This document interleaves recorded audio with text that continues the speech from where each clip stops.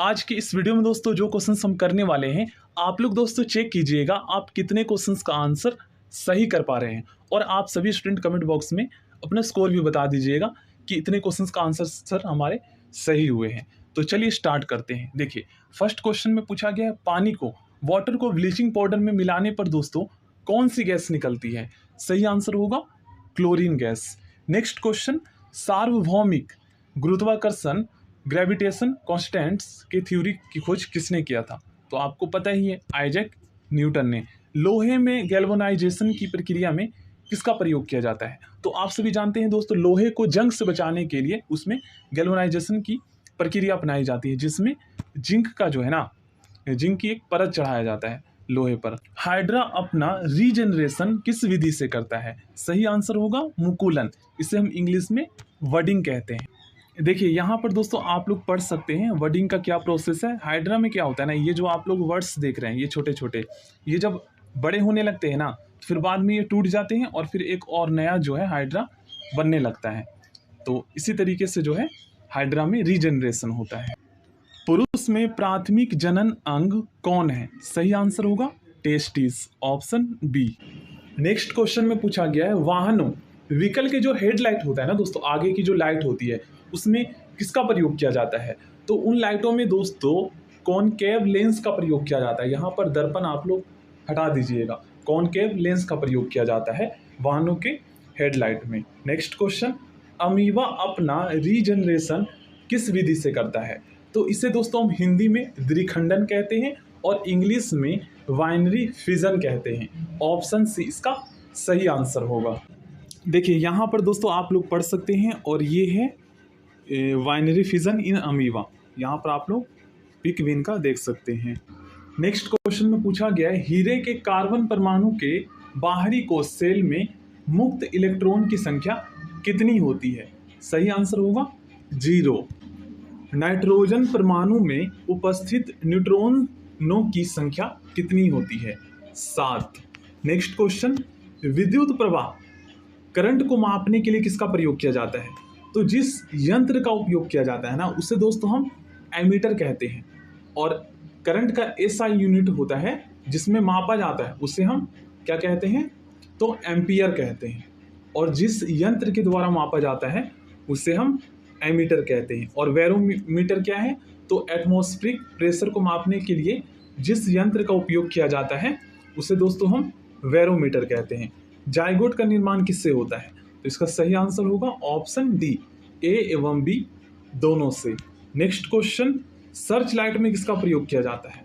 तो search light में दोस्तों अवतल सर्च जो लाइट होते हैं, तो लाइट में अवतल लेंस लगा हुआ होता है, ये आप लोग याद कर लीजिएगा, जिसे हम इंग्लिश में कॉनकेव लेंस कहते हैं और उत्तल को हम कॉन्वेक्स लेंस कहते हैं। ठीक है ना, दर्पण को तो मिरर कहते हैं, बाकी टॉर्च जो होता है, सर्च जो लाइट होता है, उसमें आप सभी जानते हैं लेंस लगा हुआ होता है।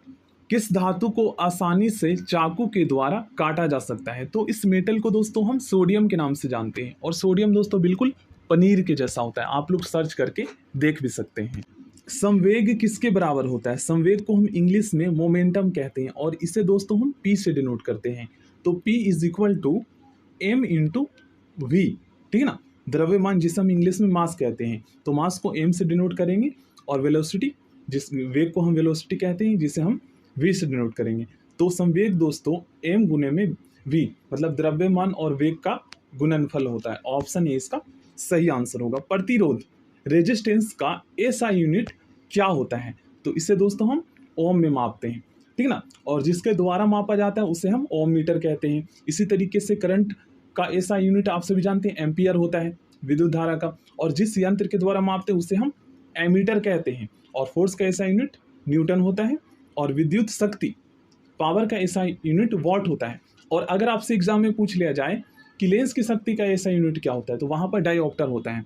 और जो इंजन की जो शक्ति होती है ना, उसे हम हॉर्स पावर में मापते हैं। अगर किसी व्यक्ति का इमेज छोटा बनता है तो वह दर्पण दोस्तों उत्तल दर्पण है, ठीक है ना, कॉन्वेक्स मिरर है। थायरॉक्सिन के संश्लेषण के लिए क्या आवश्यक है? तो आप सभी जानते हैं आयोडीन। आयोडीन की कमी से ही जो है ग्वाइटर रोग हो जाता है। जब प्रकाश की किरण एक सघन माध्यम से विरल माध्यम में पहुंचती है, तब वह मुड़ जाती है अविलंब से दूर। ऑप्शन ए इसका सही आंसर होगा। देखिए इस टॉपिक से दोस्तों दो तरीके से आपके एग्जाम में क्वेश्चंस पूछे जाते हैं। तो पहला क्वेश्चन तो क्वेश्चन नंबर 18 में पूछा गया है, जब प्रकाश की किरण एक सघन एक डेंसर मीडियम से दोस्तों विरल रेयर मीडियम में पहुंचती है तो वह जो ये जो परपेंडिकुलर देख रहे हैं ना, तो वह जो प्रकाश की किरण है दोस्तों इस परपेंडिकुलर से दूर हो जाती है।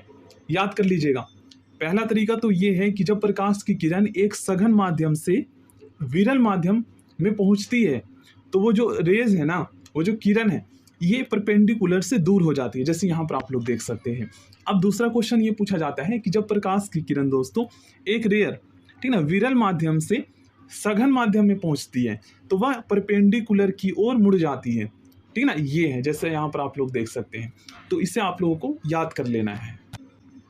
प्लाज्मोडियम अपना रिप्रोडक्शन किस विधि से करता है? तो इसका सही आंसर होगा दोस्तों बहुविखंडन, मल्टीपल फिजन के द्वारा। ऑप्शन ए इसका सही आंसर होगा। नेक्स्ट क्वेश्चन करते हैं, खाद्य पदार्थों का ऑक्सीकरण ऑक्सीडेशन होने से रोकने के लिए किसका प्रयोग किया जाता है? तो नाइट्रोजन का प्रयोग किया जाता है। हीलियम को छोड़कर सभी नोबेल गैस के बाहरी सेल में कितने इलेक्ट्रॉन होते हैं? Most important question. तो इसका सही आंसर होगा 8 इलेक्ट्रॉन होते हैं। यकृत लीवर दोस्तों किस प्रकार की ग्लैंड है? तो ये दोस्तों एक्सोक्राइन ग्लैंड है। ऑप्शन बी इसका सही आंसर होगा। व्यवस्थित वस्तुओं की वो प्रवृत्ति जो उसे स्थिर या समान गति से गतिमान रहने के लिए प्रवृत्त करता है वह क्या कहलाता है? सही आंसर होगा जड़त्व। Option C. जड़त्व को इंग्लिश में दोस्तों हम इनर्शिया कहते हैं। Option C. दांतों में सड़न कब शुरू होती है? जब मुंह का पीएच वैल्यू 5.5 से कम होता है। तो आप सभी जानते हैं दोस्तों जब भी किसी सॉल्यूशन का पीएच वैल्यू 7 से कम होने लगता है तो अम्लीयता बढ़ती है, एसिडिक बढ़ती है, और 7 से अधिक होने लगता है तो क्षारीयता बढ़ती है। इसलिए दोस्तों टूथपेस्ट में जो है ज़्यादातर टूथपेस्ट में नमक होता है। इसके पीछे का रीजन यही है कि नमक जो है दोस्तों अम्लीयता को कम करती है। नेक्स्ट क्वेश्चन है हमारा। नेक्स्ट क्वेश्चन में पूछा गया है, जब अल्कोहल का क्वथनांक बॉइलिंग पॉइंट 78 डिग्री सेल्सियस है तब केल्विन पैमाने पर तापमान कितनी होगी? 351 केल्विन। ओजोन के एक मॉलिक्यूल में कितने परमाणु होते हैं? तो आप सभी जानते हैं दोस्तों ओजोन का जो फॉर्मूला होता है O3 होता है। तो इसका सही आंसर होगा 3। विद्युत आवेश, आवेश को हम क्या कहते हैं? आवेश को हम चार्ज कहते हैं। तो इलेक्ट्रिक चार्ज की जो SI यूनिट होती है ये दोस्तों कूलम्ब होती है। न्यूटन के गति का दूसरा नियम क्या स्थापित करता है? दोस्तों न्यूटन के जो गति का दूसरा नियम है ये स्थान एवं समय के बीच संबंध स्थापित करता है। उत्प्लावन बल जिसे हम इंग्लिश में बुओयंट फोर्स कहते हैं, इसकी व्याख्या दोस्तों आर्किमिडीज ने की थी और इसी की वजह से दोस्तों पानी में तैरना पॉसिबल हुआ है। मनुष्य के मस्तिष्क ब्रेन का सबसे बड़ा भाग कौन सा है? इसे दोस्तों हम सेरेब्रम कहते हैं। एक बार हम पिक्चर्स में देखते हैं तो ये है दोस्तों मनुष्य के मस्तिष्क का सबसे बड़ा भाग और इसे हम सेरेब्रम कहते हैं। याद कर लीजिएगा। खाद्य पदार्थ में दुर्गंध का सबसे बड़ा कारण कौन है? इसका सही आंसर होगा जीवाणु, बैक्टीरिया। ऊपर की ओर उठाए गए हथौड़े में कौन सी ऊर्जा होती है? तो इसमें दोस्तों पोटेंशियल एनर्जी होता है। ऑप्शन बी इसका सही आंसर होगा।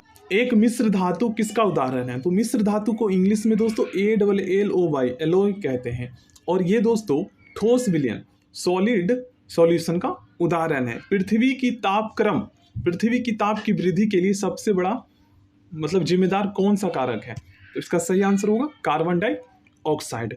सिलिकॉन क्या है? सिलिकॉन दोस्तों ये एक सेमीकंडक्टर है। नेक्स्ट क्वेश्चन, जब हम पीरियोडिक टेबल के समूहों में जो समूह होता है उसमें नीचे जाते हैं तो सेल की संख्या में क्या परिवर्तन होती है? देखिए जो पीरियोडिक टेबल होता है एक बार मैं आपको शो करता हूँ। देखिए आप सभी जानते हैं दोस्तों जो पीरियोडिक टेबल होता है इसमें टोटल 18 ग्रुप होते हैं। ये आप लोग देख सकते हैं ये सारे ग्रुप हैं और इसमें 7 जो है पीरियड होते हैं। तो पूछा क्या गया है इस क्वेश्चन में कि जब हम पीरियोडिक टेबल में ग्रुप में नीचे जाते हैं तो सेल की संख्या में क्या परिवर्तन होगी? तो इसका सही आंसर होगा दोस्तों संख्या बढ़ जाती है। सही आंसर ऑप्शन ए होगा। सो थैंक यू दोस्तों, आज के इस वीडियो में हम यहीं तक क्वेश्चंस करते हैं। नेक्स्ट क्लास में और भी मैं आपको इसके इंपॉर्टेंट क्वेश्चंस करवाऊंगा।